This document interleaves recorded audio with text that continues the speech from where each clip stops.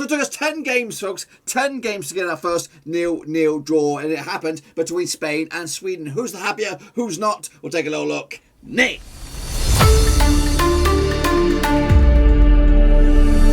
Right, folks, back once again with another match review, looking back at, of course, one of the opening games over in Group E, and we'll get to that in just 1 second. If you're new to the channel, smash your subscribe button and get your mind out to with all things Blackburn Rovers related, Euro 2020 related, football related, we're going to know here. Under one Ruski, that's right, boys and girls. Spain, Sweden could not be separated, as of course they had to settle for a point apiece, and we'll talk about that in a minute. Big shout out to the VIPs. They are the patrons. Thank you for your continued support as we're working behind the scenes to get us up and at them to 25,000 subscribers. We're trying to get them up there. Bit of a lot of work to do, but we'll keep on chipping away. So if you're new, check out the links down below. Smash your subscribe. So here we go. Kick it all off then, shall we? Take a look back. And of course, the nil-nil draw. Bit of an eventful nil-nil draw. Nothing, not damp squib. There was some action Jacksons. It was a one-sided affair. As you can see, 85% of possession going in favour of Spain. Just 15% for Sweden. And of course, they were very unlucky. I'd say unlucky to get away with just the 1 point.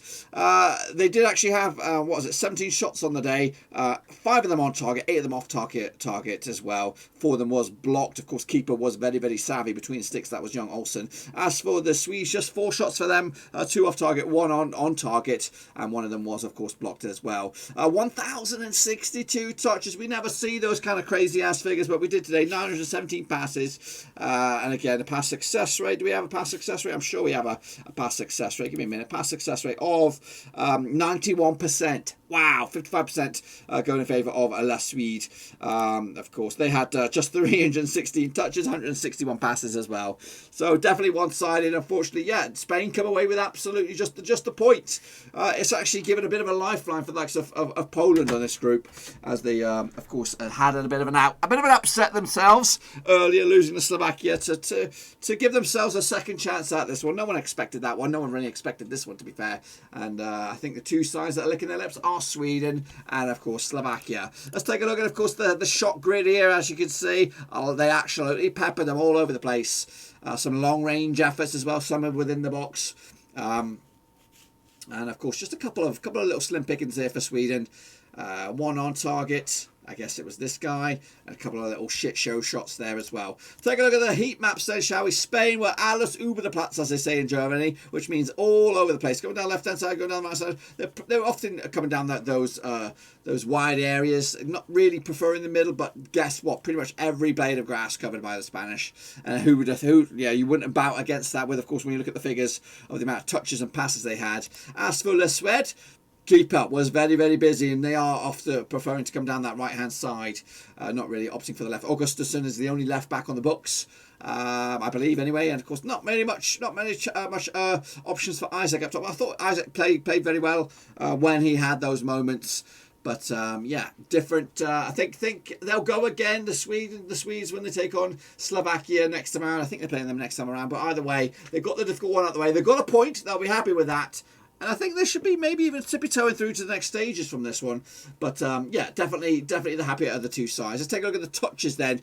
Look at them all over the place. But again, predominantly coming down the left and the right-hand side. Yeah, what can you say about that? A lot of possession, but no end product. That's the Spanish problem. As for the Swedes, defense. They didn't park the bus. They buried the bus right there. They buried the bloody bus. And they were happy with it. They'll take on that point, and of course lick their lips for the next time around. Will they get a win out of this one? I'm sure that there's the potential for a win with the Swedes in this group, but the Spanish have to find a striker. The Morata had a couple of sitters. Oh my days! I would have converted, and I'm shit in front of goal. Let's take a look at the starting lineups then, shall we? Of course, start with Spain. Unai Simon between six. Pau Torres, Laporta made up your centre backs. Jordi Alba on the left hand side, Marcos Llorente on the right, Rodri, Koke, Pedri in midfield alongside Dani Olmo as well. Ferran Torres and Alvaro Morata up top. Yeah, they flattered to deceive. A total value of over $600 million, if you want to break that down, with an average age of 24.5. That's for the opposition. Total value of $117 million. Robin Olsen between the sticks on the looks of Everton. Victor Lindelof.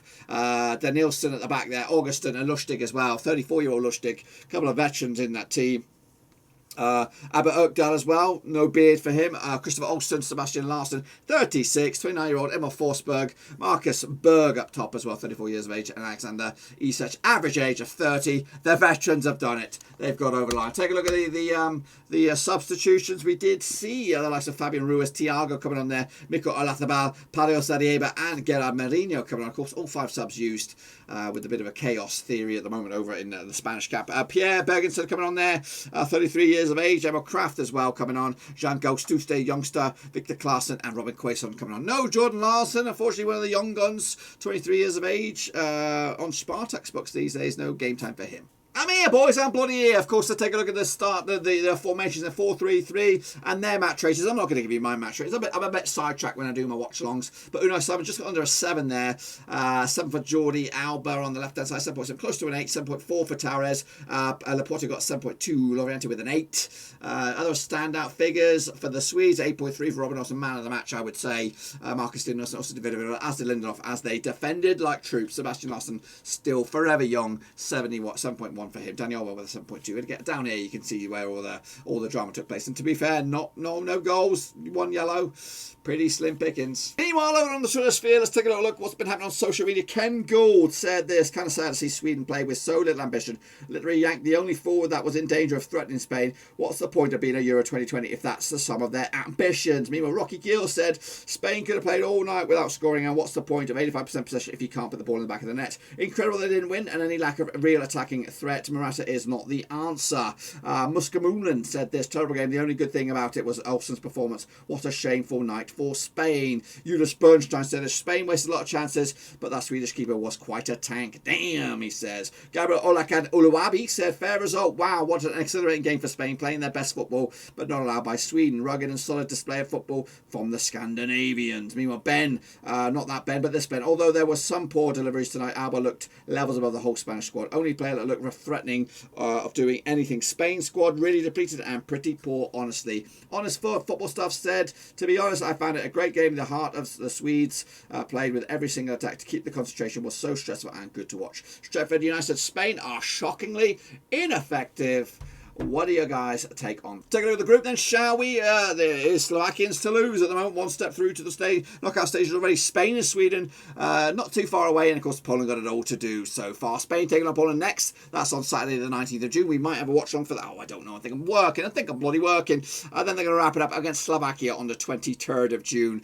Sweden take on Slovakia next. Must win territory. That's early door kickoff on Friday. And Sweden take on the Polskis to wrap it up on the 23rd. So that's it, my boys. That is it. What do you think about that? Are Sweden on their way through? What about Spain? Can they get themselves out of it at the second attempt of asking? Of course, Slovakia have done themselves absolutely no favours by winning their opening game, and they'll look to take another scalp up against the Swedes next time. We'll have a match preview of that when we get closer to it. But what are your thoughts about Spain? Are they really contenders for the trophy at the end of it, or are they going to be one of those big upsets at the end of this group stages to fail to get out of the groups? Let me know your thoughts and opinions in the comment section, and we'll do it all again very, very soon. Until then, I am out. Smash the subscribe, smash the thumbs up, and I'll see you soon for the next one, whenever that may be.